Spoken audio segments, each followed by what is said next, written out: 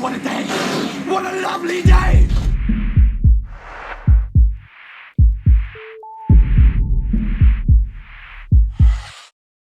Welcome to Flat Earth Debate. I'm your host, Nathan Oakley, and if you're new to this channel, or you've not done so already, be sure to subscribe and hit the bell notification icon to keep up to date with the Flat Earth Debate. If you would like to support this channel, there is a super chat that runs alongside each of these shows while they're live, and there's also a PayPal link in the info box below the video once it's rendered. Most importantly though, if you would like to join the discussion, simply mute the page you are currently watching, then click the link in the info box below this video to join the panel and express your views on the shape of the Earth. If you do join, please don't swear. If you do, you'll be ejected, and if you are, please don't try to rejoin the stream using sock accounts. You'll be warmly welcome back on the next stream. Please also share the show. Sharing the show obviously increases the live audience, but this in turn increases the chances of a more diverse panel. So please share the show. And one last time, if you're new to the channel or you've not done so already, be sure to subscribe and hit the bell notification icon to keep up to date with the Flat Earth Debate. Now we are joined by John. Long pause. Bustus Los. We are also joined by Ranty. Hello. Chocolate saying, how you doing? Hello. And last but not least, we've got Sleeping Warrior. Good to have you all. Is my mic sounding better, Nathan? Miles better. You don't sound like you're in a restroom anymore. I didn't realise it was my webcam mic that was on. This wasn't even plugged in. Oh, right. That makes a lot more sense. So if that happens again, tell me earlier rather than later. Fair enough. Did. We did tell you before the show started. 31 for someone to say Can't say fairer than that. Well, we just thought you was having a dump. Yeah, from 3 rooms away. Oh, right. So the camera's in a different room. Well, it's effectively in a different room. It's like probably 12 feet further away from me than what this one is. Fair enough. Let's do some housekeeping. Been off for a whole day, like 24 hours without a debate. There's been people with 24 hours. symptoms. Stop under-exaggerating. Under-exaggerating. It's been like 3 weeks. In flat Earth terms, maybe. Flat Earth terms, yeah. It was 2 weeks. so desperate. We had Jem Panda in Arwin's chat before, and he was going bananas, saying that he could prove all of the housekeeping, but we wouldn't listen to it. Yeah, he doesn't know what proof means. He thinks proof means telling pork pies and misrepresenting people and like slandering people and doing series, like 3-part series to do with faking flat. That's what Gem Panda thinks is proof. Nah, proof is proof, Jeremy. So you can't come on unless you have proof. And we all know that you've just got rhetoric. You've got a big mouth. He doesn't believe science anymore. Songs, but you can't write the music. He said that he doesn't believe science anymore. He said what? He said that he doesn't believe in. Hang on, let me just get exactly what he said. He doesn't know what science is. That crayon muncher can't even formulate a hypothesis. I'm surprised he could breathe on his own. I struggle getting dressed on my own, I'll be honest. He's a crayon muncher. Don't even pay any attention to him. Let's get to the gist. Trying to find his comment. Just bear with me. You don't have to keep telling us that you're looking for it. Just let us know when you find it. Okay. Are we going to do a bit of housekeeping while Ranty's looking? Yeah, that sounds like a good plan. Has anybody seen any sign of curvature? Yes. Was that a yes? Yes. Fill You me know in, how that's brilliant. everybody's kind of like hearing stories that Chris Monk's jumped ship and he's become a geocentric guy. Well, Chris Monk, I've had a conversation with him today. Well, I say today, it was like for him, it was probably last night. But it was for me, it was like about 6 hours ago. And we spoke at length about the reasons why he thinks it's got curve to it, given that the Isle of Man stuff, we went on for weeks and weeks and weeks with it. And he was totally with us, but somehow he's flip-flopped and become geocentric. And I was asking him, what is his evidence for accepting that there is either curve or rotation? And it was a deep and meaningful, and he was dead honest, and he's got some points. And I'm going to bring up the points tonight. But the curvature, well, I don't agree with him on the curve point that he makes, but he claims that there is curvature, but it just appears to be flat. Now, I don't accept that explanation explains why we see it as flat. It appears to be flat because it's flat. Not because it's curved, but appears to be flat because it appears to be flat. Now, I have had evidence myself that supports it being curved maybe once or twice in however many observations, but it's by no means the rule. The rule appears to be flat, as Ranty keeps showing with his 1 foot elevations looking at Barrow. It appears to be flat, but there are occasions when it does appear to be curved, but that don't make it the rule. That just means that periodically you do get stuff that supports ball. But there were some really interesting points that he made, and when we go through housekeeping on the next point, I'll bring it up. But yeah, Chris Monk claims that there is curve. It just appears to be flat. I would beg to differ, based on the fact that we now know that the proof of nothing perspective hijacking calculator is exactly that. It's not only proof of nothing, but it's hijack perspective. Hi guys. So when you say, hi Adam, how you doing? Hey, Adam. Yeah, you all right, mate? Not bad. Evening, Not bad. lads. Mr. Beacon. So I was just going to say, based on the fact that we now know that they've hijacked perspective, you're saying it looks curved based on what that calculator has told you when it begs the question, assumes R, and hijacks perspective.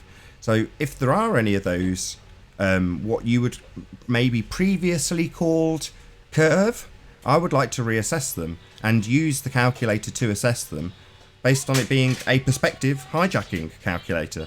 And maybe it's got some useful information in terms of how the optics actually work, because it's never going to be curvature. It's a presuppositional calculator.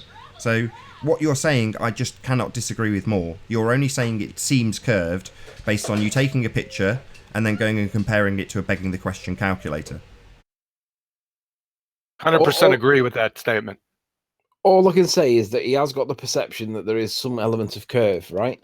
Even though it goes against the curve calculator and it's inconsistently, like sometimes, yeah, there's a little bit of obstruction, but that obstruction that was formerly known as curvature, Chris does think is curvature, even though he doesn't accept Zach's Aries diffraction explanation for cutting off the bottoms. He calls Aries diffraction. He calls Aries diffraction a circular cone of light that gets fuzzy. Now that's half the story, but he ignores that the angle size changes, and because he ignores that, I have to reject that and tell him so. But he doesn't accept that the angle size cuts from the bottom off. So this isn't a case of acceptance or non-acceptance. It either is or it's not. I mean, this is established science. So bring him in here. Come on in, Chris. Well, I've told him to challenge Zach on it. If he thinks that Zach's wrong, lying, or mistaken, then present the evidence that shows that, because Zach brought up credible evidence that at least explains it. Whether it's true or not, we don't know, but it makes sense. So I said, right, if you think that he's wrong, lying, or mistaken, bring it. Let's see what you've got, because I want to know. I'm not against it being anything. I just want to know what it is. Now, I agree. There are occasions when it does appear to have curve, but it's not consistent with the curve maths. I've had it myself once, twice in not hundreds, but loads of observations. So I can't rule it out. However, to say that it is curved based on the 1 or 2 occasions when I've had it doesn't mean it's curved. It just means that periodically, in the right conditions, you can get what appears to be a boat behind the horizon. But that don't make it behind the horizon, because all the other times it appears to be flat. So which one do you go with? I've got those comments from Gem Panda, if you want to listen to them. Yeah, go on. Oh, God. Because I do not accept that there is any such thing as scientific proof, and I don't believe that you do either, which I have also illustrated, or rather you did, no idea what he's talking about. He then goes on to say, I deny the concept of scientific proof. Quantum eraser made it up. All right. Yeah, let's see that. Hold on 1 second. Let me share my screen for this crayon muncher. Let's expose him for the 15,875th time. What a moron. I can't believe I have to do this to freaking grown adults. Let me share my screen. Trying to get me all fired up, Randy. I'm just saying what he said. What a friggin' moron. So there's no such thing as scientific proof, eh? All right. Am I sharing, Nathan? You are? What a knucklehead. Okay. Let's go to let's just make a choice here. Trying to find something specifically. Hold on.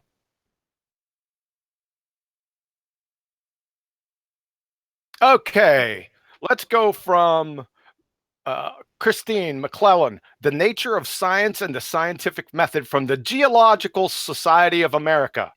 Experiment. Once the hypothesis has been established, it is time to test it. The process of experimentation is what sets science apart from other disciplines. It leads to discoveries every day. You listening up, Crayon Muncher? An experiment is designed to prove or disprove the hypothesis. Frigging duh. If your prediction is correct, you will not be able to reject the hypothesis. Can you read this? People can't even pass 5th grade general science. What they need to do, this is what they need to do. They need to go back to their true vocation of picking up cans alongside of the road. Okay, Jemmy? Idiot. That's it. Yeah, it was basically because I asked him just 3 of the housekeeping questions, and he basically responded by basically saying that he doesn't believe in scientific experiments. Yeah, that's because you can't independently manipulate the curvature, the rotation, and the gravity, right? That's the only reason why you have to reject it, Jeremy, because you are a ball-tard. So he doesn't believe in scientific proof, but yet believes what the scientists tell him. Now, you're talking about a person that can't, I'm telling you, you're talking about somebody that can't discern and differentiate between RPMs and speed. So, I mean, there's no sense talking to him about anything. Maybe how to open up a paper bag. Well, Gem Panda's you might have problems there.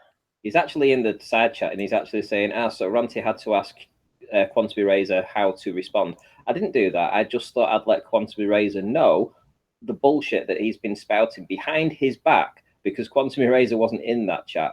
So I let him know, and he gave you a little slap in, Gem Panda. If you want to rebut it, join the panel.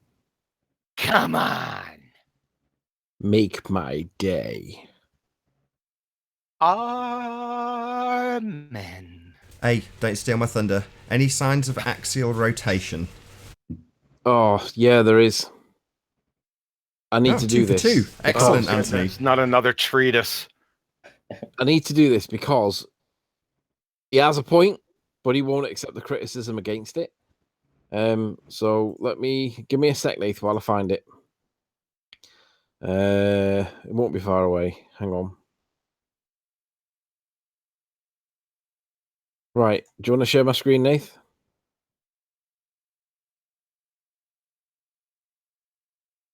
Yeah, you're up. Glass jar, yeah? No, your face. Oh. Hang on, done the wrong screen. No! Let me do the other screen. Hang on. Turn it off. Shut up.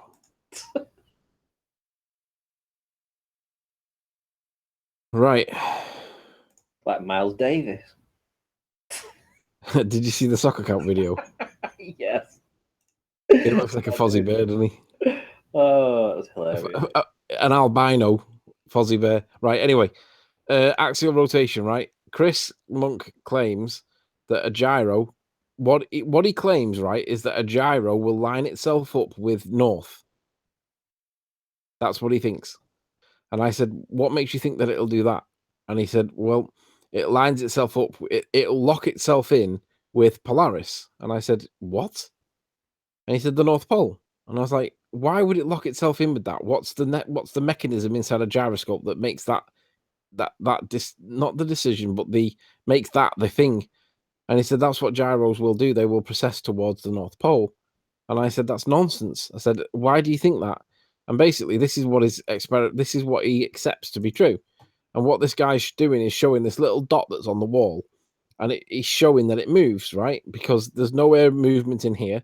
There would be apparently little electrostatic or electromagnetic effect in here. And I said, what's the gyroscope powered by? And it's got two wires. You can just about see them going into the middle of the glass container thing. I don't know where the other end of it is. I'm assuming it's in between these two matchsticks. I can't quite see where the power to the gyroscope goes, but we know that as a current passes down a wire, depending on which way it goes, it creates a rotation effect, but it goes in and comes back out as well. And I said that's going to clearly influence the result of what's going on here. I said, how do you know that that's not causing it? And he accepts that it's not. And I was like, well, whatever. But what I want to show you is comment. Oops. Oh, I'll get rid of this. What have I done there? Welcome to the cast experience in Chrome. You can use this. I don't want to do this. Okay, got it. Get rid of that. Right, so I want to show you his comment, and this is really the most important, the most interesting aspect of this, because he goes, "Nice job. This is a good demonstration as to why Einstein never once used the term gravity in either his thesis on the electrodynamics of moving bodies, where he stated that there is no evidence of the motion of the Earth whatsoever. So why would you use this as a citation for the Earth moving?" Anyway, he confirmed that the results of the Michelson-Morley and subsequently revised his theory of relativity to be special, to compensate for the known facts, also never using gravity as a source. Bruce de Palma also obtained and encountered similar results after years of work on the homopolar Faraday disk generator, falling gyro experiments, etc. The motion of the atomic charged materials of the device caused drag against the magnetomotive forces of the stationary Earth reference frame. Now, this is the issue, right? This is the bit that I have a problem with, because what Chris believes is that a gyroscope is locked to the Earth's rotation. That's what he believes, right? And I said, if a gyroscope's locked to the Earth's rotation, the gimbal that the gyroscope sits in will show the Earth's rotation, and he won't accept it. He says, no, it'll show nothing because it's locked to the Earth's rotation. And I said, by virtue of the fact that it's rotating 360 degrees in a day, 15 degrees in an hour, it can't be locked on all three axes. It can only be locked on one, if it's to be locked at all. It can't be locked on all three because one of them is continuously changing, and he will not accept it. So I'm like, right, this guy needs to address this because this is a silly claim, but he seems to believe it, or he's pushing the narrative on me, and I'm thinking, are you trolling me or what? But he believes that a gyroscope will lock in to the Earth's rotation. And I'm like, that's ridiculous. Anyway, it's the magnetic field of the Earth that is in constant motion, not the mass of it. So he's basically saying there that it's the ether that's moving, not the object itself. Bear in mind, this is 1 year ago. What we are measuring, in my humble opinion, is the inverse diamagnetism, the resistance and the capacitance within vector field in 3D space over time.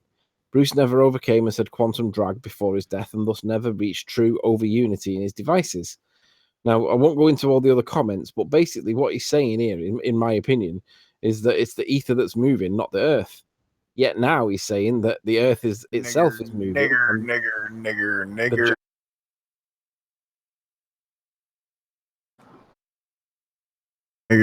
Nigger.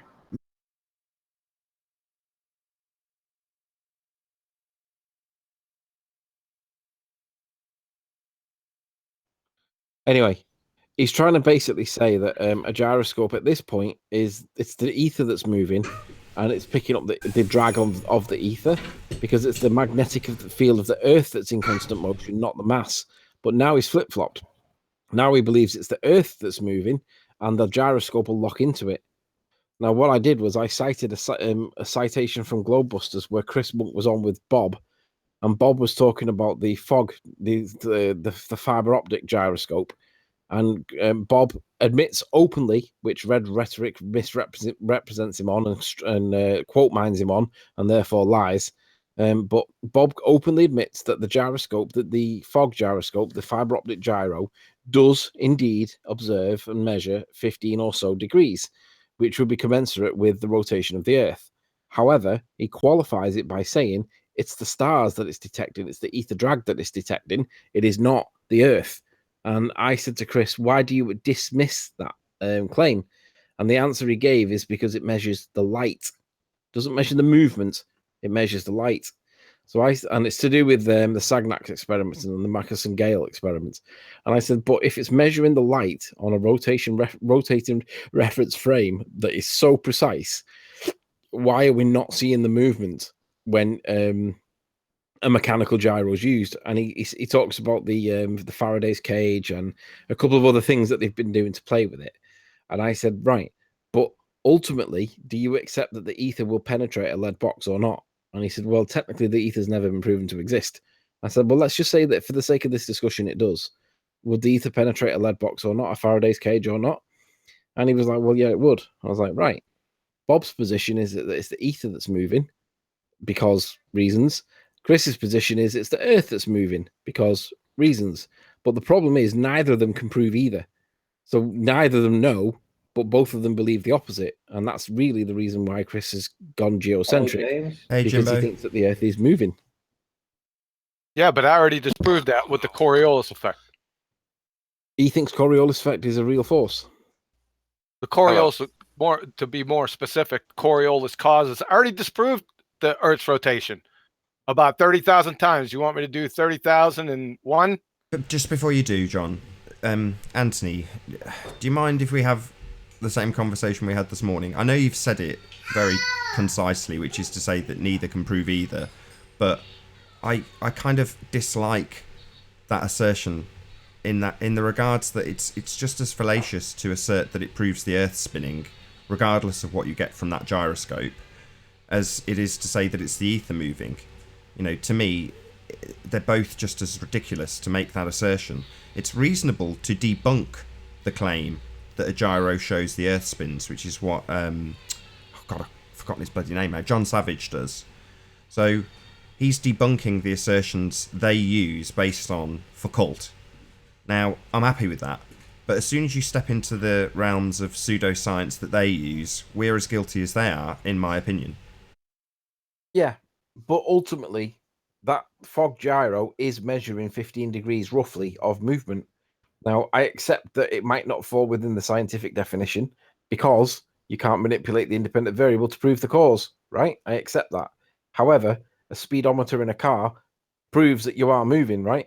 It proves that something's moving, either the floor's moving underneath you or you're moving on top of it, because there is a wheel attached to the speedometer and there is registering a speed. So whether it's the earth that's moving under the wheel or the wheel that's moving on top of the earth is the moot point.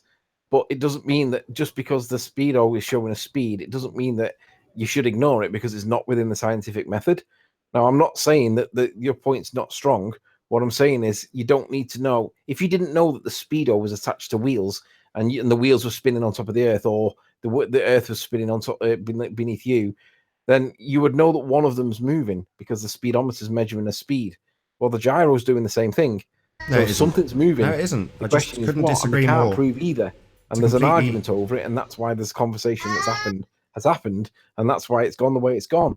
And ultimately, it's big enough and serious enough for them to fall out over it very publicly, acrimoniously, and we're all sat there watching, eating popcorn because we don't really know what's going on. And I don't know what the facts are, but what I do know is that something is moving. Now, I accept that it's probably the ether because no other test shows that the Earth is spinning. But Chris obviously thinks that the Earth's spinning. Hold on, but that's where hold on, without you just repeating it all. Who cares? Hold on, Anthony. That's where I objected in the first place, and you're about to repeat exactly the same thing. Yeah. Well, I just see it as a false equivalency. You're saying it's like a car, but then you've got to extrapolate out where we're in a car that we don't know is a car, and so on and so forth. The movement seen is the gyroscope, right? Yeah. Well, that's it. So you're seeing 15-degree movement of a gyroscope. That's it. Well, I accept that they can't prove cause either way, but something is moving. Yeah, the gyro. No. If the gyro's moving, then the Earth's moving. Why? Why can you draw that conclusion? It's just as fallacious as saying the Earth's moving because you're spinning a bloody pendulum. And to say the ether is moving because you see a gyro move? No. I'm just not having it, I'm afraid. Sorry. It's just rubbish. Sorry. Well, there's three options. Either the Earth's moving and the gyro's picking it up. the ether's moving and the gyro's picking it up, Why? or something else altogether's happening and the gyro's picking it up. But Could be a either million way, and there's one something other moving. things. Could be a million things. Yeah, you're right. It could be, but it's strong enough for them all to have a fallout over it, and we're all sat there watching. So none of us really know, and the ballers are all jumping all over it, like Red's Rhetoric did in the non sequitur show, where he quoted Bob as saying that the gyros. He even confirms that the gyros spin through 15 degrees an hour. Well, yeah, that's right, Red's Rhetoric. But what you didn't say is the second half of the sentence, which is that Bob's view on it is it's the ether that's moving and the gyro's picking up because it's an electromagnetic field that they can't shield against. Now that's the other sentence, the other part of the sentence. So Reds was criticizing Jaren for saying that he quote mines and that's effectively lying. Well, he done the exact same thing against Bob. Now the reality is none of us really know what's going on, right? We're all dubious and questioning whether the Earth's doing this, that, or the other. And ultimately, the fog gyro, the fiber optic gyroscope, does not show what's actually moving. It just tells us that something's moving. But Red's Rhetoric claims that Bob admits that it's 15 degrees and therefore it's a ball, but he doesn't tell everybody what the other part of the sentence was. Who cares By what that definition, is crayon? quote mining, and it's lying. Who Red's cares? Rhetoric. Who cares what that crayon muncher says? Well, I just want to put it into the context because he had to go at Jaren for quote mining, but then did the exact same thing himself Who against Bob. cares about Red's Pretenderic? He's a moron. He's a liar. He is literally a liar. He quote mined Bob, rightly or wrongly. He misquoted Bob. He didn't say the other part of the sentence, and he criticized Jaren for being a quote miner. Yeah. Yet he does the exact same thing himself. And all this Earth is spinning nonsense. I've already done this like 30,000 times. Like I said, it's already over with the Go on, then. Coriolis effect. Now's the good time to do it, then, John. Tell us what it is. Do you want me to do it again? Yes, please. Do it concisely so God. people that are new to it can see. Wait a second. I just did it on Adam's channel just a couple days ago. Hold on. I know, but I fell asleep because it was too late. Hold on a second, man. Let me find it. So that's where you actually did it, and I did actually fall asleep on that one. Come on, I did it on this channel at least 3 other times. I know, but people that might be new to this or that's watched the non sequitur show. I mirrored a video Give from me a- Morgal yesterday, and obviously I listened to it, and he was saying exactly the same thing from 2 years ago, John. You know, he's basically saying, you know, planes taking off and taking the same amount of time, Coriolis effect. This is game over right here, and he's been saying it. That was one of the first videos I watched from Morgal probably over 3 years ago. He said that. Oh, really? Yeah, He was on no this. doubt. He was on this. Morgal was on this from day one. I mean, the planes debunking. Same with Rory Cooper. My perspective. 3 years, don't know probably longer. I would say with Rory, I'm going to go as far as to say 4 years ago. Rory Cooper. My perspective. He does have a channel. Check him out. My perspective. I think is all one word. But My Perspective YouTube channel had an animated description of the 2 separate reference frames, the Earth turning and the separate reference frame that the planes are actually flying in. And he shows what would happen with runways and different durations of flights, all those sorts of different things. He animates the whole lot with Coriolis effect as it's supposed to be. You know, it's just a slam dunk. But you go through the comments, he periodically deletes them and just re-releases them as a new video, or remakes them a little bit better each time, actually. But if you've watched a lot of Eric DeBay's stuff before his channel got taken down, most of his graphic depictions were Rory Cooper's. He just stole them. And I didn't see those. No worries, but a lot of people will know Eric DeBay's, you know, various talks that he's had on people's radio stations and other channels and things, and normally he just has a backdrop of various different things being animated as he explains it verbally, and the stuff he would use, or he used several years ago, was Rory Cooper or My Perspective YouTube channel. And yeah, like I say, this has been, you've got to say it 1,000 times before people start to actually recognise it, and you're fighting against every shill in the book in the chat while you're saying this debunks a spinning Earth, saying no it doesn't, you don't understand Coriolis, John. It's like, oh god. But that's just the way it goes. Hey Stiggy, good to see you. Hey, good afternoon again. Hello. Whenever you're ready Hey, though, John, I could hear it another 1,000 times, so I don't mind at all. All right, you want me to do it? Okay, let me share. Hold on a second. Just that one point, John. Yeah. The Earth is not spinning. Yeah, I'm gonna get to that. Yeah, John, keep it Let me concise, pull for God's sake. Yeah, keep it short after 30 minutes. Hi, Anthony. I mean, I'm joking. I'm sure Anthony is too. Hold on a second. I'll pull this up because it's a good. Yeah, Gem Panda won't come on the panel because he does get wrecked every time. He does. I've asked him about 5 or 6 times already, and everybody else seems to be asking him in chat, and he does not want to come in. He wants to do a live hangout after this show on his channel. I said, nobody watches this shit show. Yeah, let's just let people realize that the invitation and the link is open to him, and he's free to join at any time he wishes, and we can all call him out on his lies. So he won't come in. Okay. That tells you a lot. Right, sorry, John, go on. No, that's all right. Are we ready? You're up. You're on. Okay. All right. So the Earth is not spinning, and it's all based on the Coriolis effect. Now, my argument is based on the Coriolis causes. So keep that in mind as we're going through this. So for the Coriolis effect to exist, you must have the necessary conditions. 2 differing frames of reference. 1 rotating coordinate system that's non-inertial, that's the Earth, and 1 non-rotating coordinate system, that's the inertial, the atmosphere, and everything in it. This is from Seagar Douglas, Introduction to Ocean Sciences, 2nd edition. These are critical concept reminders. The Coriolis effect. When set in motion, freely moving objects, including air, that's atmosphere, and water masses, that's clouds and water vapor, move in straight paths while the Earth continues to rotate independently. Because freely moving objects are not carried with the Earth as it rotates, they are subject to an apparent deflection. And in science, apparent means not really or not actually. I'm getting. Sorry, just stop 1 second. Stop 1 second. Just repeat from because again, and say are not really firmly. Okay. I was getting an echo there, but it seemed to be solved. Okay.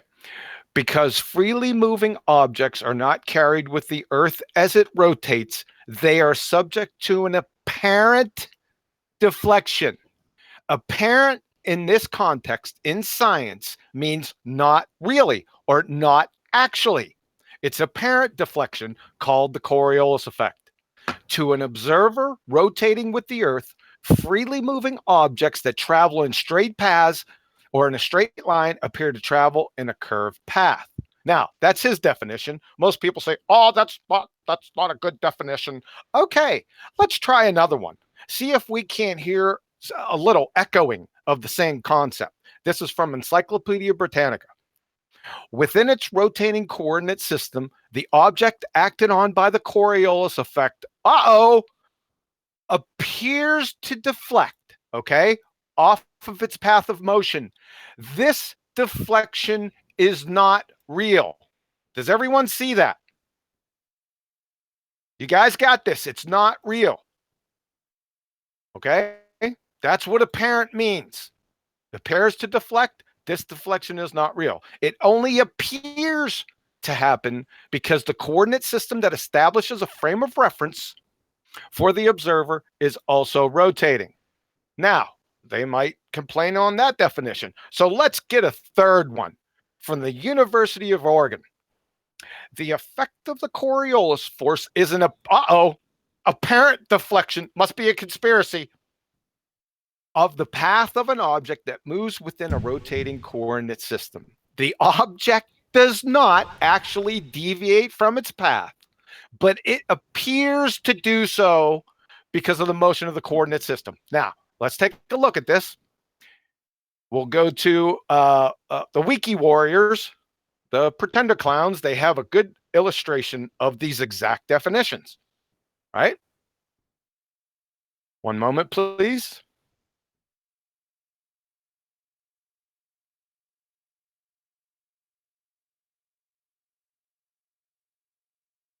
All right. So, like I said in the definition, right? This is only apparent deflection. You are on the rotating reference frame. You are turning or rotating with the rotating reference frame, right? If you have a ball and it leaves the rotating frame of reference, it goes straight. This ball going straight, folks. However, because you're on the rotating coordinate system down here, you're turning with the coordinate system. It appears to curve. This is only apparent. This ball's going straight as it's showing you up top. It's over right here. That's what the Coriolis effect is. So it's like throwing a stone from a roundabout. If you was on a roundabout. Exactly. So that's only a side point. It's only a side point. I just wanted to let everyone know what the Coriolis effect actually is. It's an apparent deflection. Somebody's got their watch page open. I think it's Walt. No, I just joined and had my mic open. I have fans going. I apologize. Hello, everyone. Walt here from Iron Realm Media. Walt. Hey, Walt. Hey, Walt. Hey, Walt. Okay. All right, Sorry, we got the haze out of the way. All good. All right. So, anything else? No, don't think so. Okay, so now back to the original argument. So, what's rotating? Somebody still got their watch page open. I don't think so. I Hello? can't hear any echo on my end. Could be you. Nah, it's not me. Okay, let's just go with it anyway. So back to the original argument. Remember, the basis of my argument is the Coriolis causes, right? Because there must be a Coriolis effect on the Earth if it's spinning. You can't get around it. So I'm going to use the Coriolis causes to pummel that nonsense. Let's start. So, A, what's rotating? Well, from the above definitions, it tells you the Earth is rotating. B, what's moving independent of the rotating Earth? Well, the atmosphere and every freely moving object in it. That includes bullets, planes, balloons, anything not tethered to the Earth. Okay? If the Coriolis effect is true, and it is, see the merry-go-round in a ball, just like Ranty said, anyone can do it, then it's necessary conditions. These two conditions must therefore be true.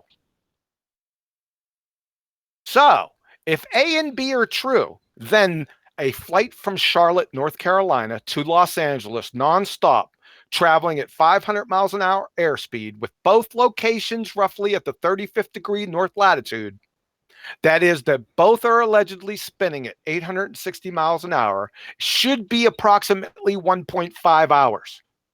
But it's 4.5 hours. The Charlotte to Los Angeles flight, the airspeed is 500 miles an hour. You have to take the 500 miles an hour plus the 860 miles per hour alleged rotation speed that's coming into your face because you're flying from Charlotte, North Carolina, and you're flying west. So the Earth is spinning towards you. So that simple math, 1,360 miles an hour. In other words, based on the law of non-contradiction, the Coriolis effect, and this is crucially important, with respect to the Earth and the Charlotte flight at 1.5 hours are either both true or both false. The flight is most assuredly false. Therefore, the Earth is not spinning. Ergo, the ball goes by way of the dodo bird, or you're a stationary ball geocentrist. Voila, the end. This cannot be refuted. It stands on its own. Oh, Have a nice there's day. been a refutation. What's a... I don't know what the word is. Somebody's trying to refute it. So we've got Ben Delisle. Planes fly where the pilot flies them. In other words, they're not freely moving. Sorry. His argument is so ridiculous. If he would have told me that he's going to rebut my argument because of the color of the plane's wings, would be a better argument. Why doesn't he come in? Let him come in. Because I'm not talking about, listen, planes aren't apparently deflecting. My argument isn't the Coriolis effect, crayon munchers. My arguments are the cause of the Coriolis effect. You guys just ain't getting it. It's preposterous. His argument is inane. It's non sequitur. Anything else? We're still on housekeeping, aren't we? But We are still on housekeeping, indeed. I want to get to Buzz Aldrin at some point. Well, Okay, maybe we'll get there I'll on this stop. one then. So, any signs of a pressurized system next to a vacuum? Nope. Anthony? Yes, no. You know what? I actually wanted to ask a couple of folks about this. See, they say that this ball, right, is also moving because they also forget this. The 66,000 miles in an hour movement that the rock has moved in an hour. And when they say it's a vacuum, I've also heard it's also a mixture of hydrogen and helium, but just spread out. So we can't even test an object going in motion into a medium of hydrogen and helium. So what I'm trying to get to is, does a lack of force change the momentum of an object? Does that make sense? So, meaning, like, how does a rocket leave a system that's moving into it's a completely different medium, and it's still attached to the original mass that it left? Why wouldn't it be left behind?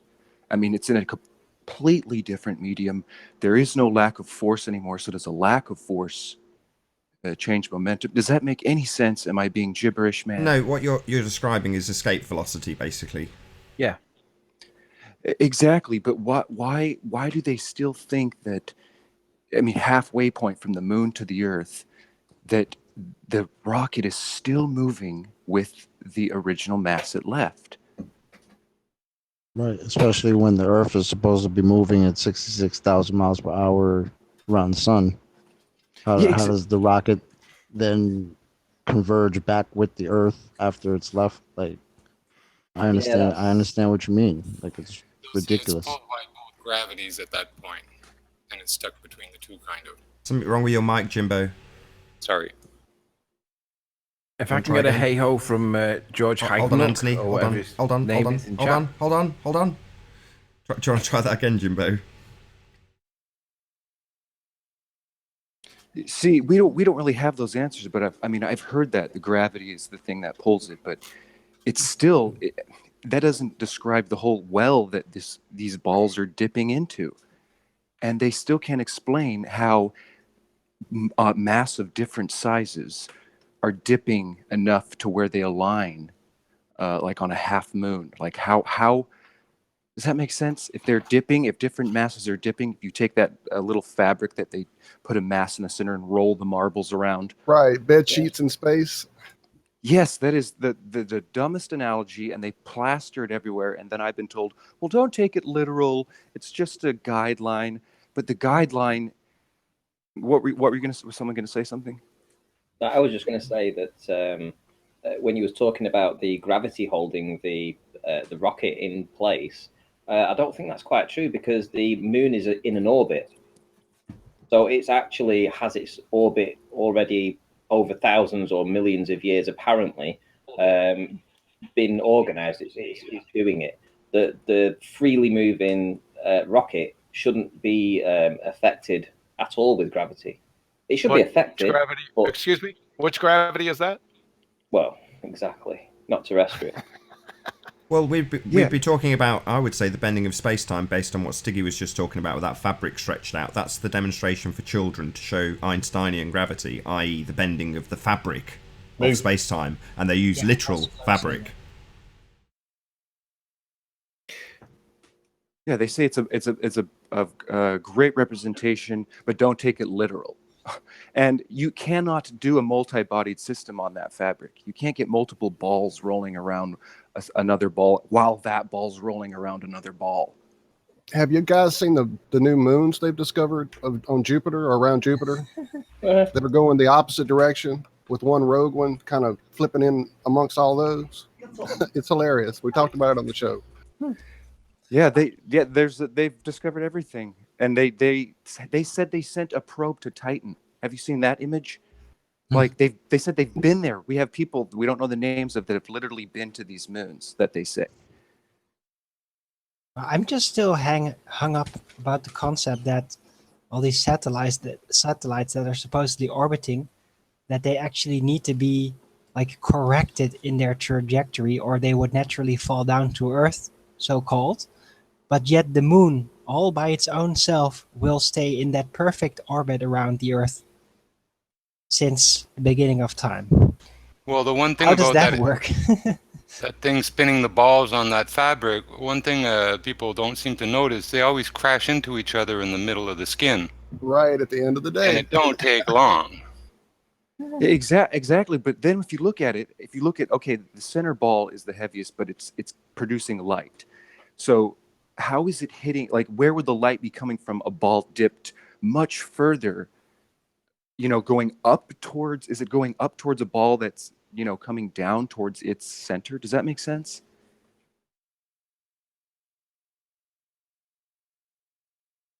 And then not to mention the fact that that huge ball is actually rolling across that fabric. It's not sitting still in the middle. So you have to compensate all of that trajectory, aphelion and perihelion. Take a string, put it on the end, put a rock on the end of it, go outside, start swinging it around over your head. Then start running forward and see how hard it is to keep that momentum going. Well, I have a myth I can cover right here, and it's the understanding of centripetal force. Now, the idea of force is, mass, energy, motion. But a centripetal motion, there's no force involved, thus no tangible value in centripetal motion. In centripetal force and centrifuge, there is a tangible force. Right. Because centripetal means going around the center of a flower.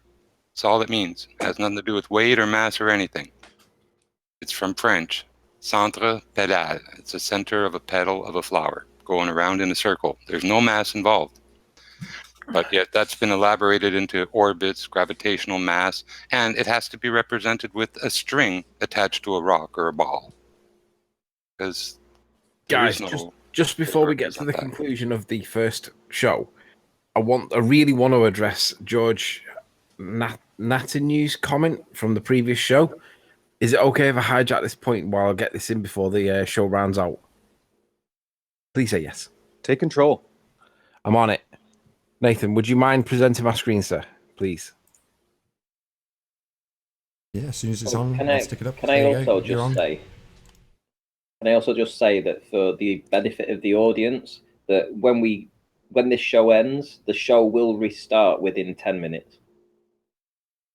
So, in debate 372 live, at 30 minutes 30 seconds, George says, "Oh my!" We were talking about the molten iron core at this point. He says, "Oh my, such a nowhere discussion. Check out Ampere's law and the Boyd-Sievert laws regarding how current flow generates a magnetic field." So I thought, that's new. I've not heard that before. I'll go and have a look at that.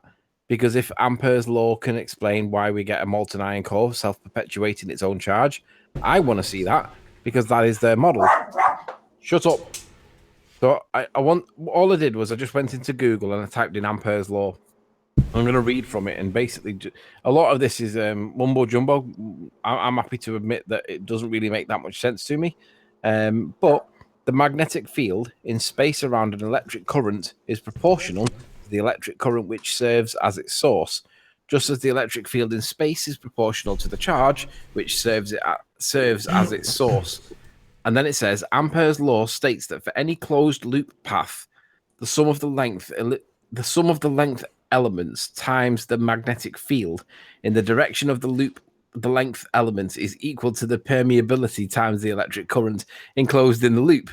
Now, if anybody was able to understand what any of that means, you're a better man than I am. No, it's just if you've worked in electricity, you can understand this pretty easy. If you haven't, it's a new vocabulary, like anything. It's absolutely a new glossary of terms for you. What the heck does it have to do with the argument? Correct. That's my point. So we talk basically. Ampere's law states that for any closed loop path, right? So is the Earth a closed loop path? Anybody? That's unknown. Correct.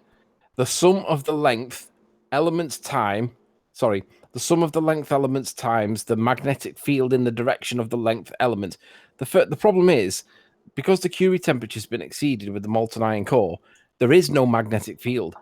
So either the magnetic field is induced, or Ampere's law creates it, according to George Heitanuk. So, whoa, George who? Is that dog? Hey, I don't know how you pronounce his surname properly. I know it's Netanyahu. Is it? Does it start with an H? Yeah. That crayon muncher. He's in the chat. Yeah. Come on in here, Georgie. I've never heard of a liquid magnet myself. Nope. Yeah. He Go ahead. actually- Finish up, we've got hold on, Anthony, just- and then I got a little add-on. Go ahead, Anthony. Finish. Well, basically, molten iron cores can't be magnetic unless it's induced, right? And this is not talking about the creation of a magnetic field. This is talking about when the magnetic field is there, it's equal to the current and the flow that the current, or the direction of the current. But the problem is there's no magnetism in the first place. So this isn't about the creation of magnetism. It's to do with the current that's passing through it that creates a magnetism. But where's the current, right? Where's the magnetic field that's caused by the current? And of course, there is none.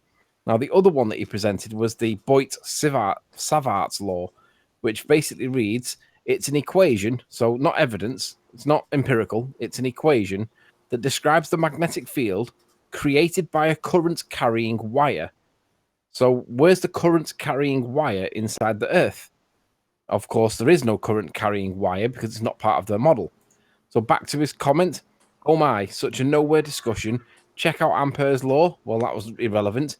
And the Biot-Savart laws regarding how current flow, which is to do with a wire, generates a magnetic field. Neither of which references were applicable to the point in hand, which is show it being self-perpetuating. And of course, neither of them, well, they just don't apply. They're not relevant. So that comment by George is one of those, well, straw man arguments. Almost a red herring, doesn't even apply, but he's trying to sound clever in chat. So Yeah, they're trying. He's trying to intimidate you too with blind jargon. Correct. Like, you know, it's a tactic move. You people are reading through it now. But if you go and read what he says, it doesn't apply because there is no current there in the first place, and then there's no wire. So come on, George, you need to do better. He said, can't come on, do we'll, better. we'll He's a make a crayon gap in the muncher. break. This We'll guy- figure.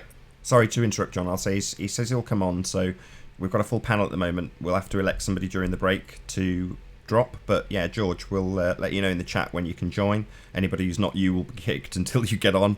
But yeah, I know you want to round out with another point, John, and then I will wrap up this half. I can't wait. Bring him in here. I've had enough of it. Listen out there, guys, the flat earthers. This guy's from the old erectile dysfunction group about 2 years ago, right?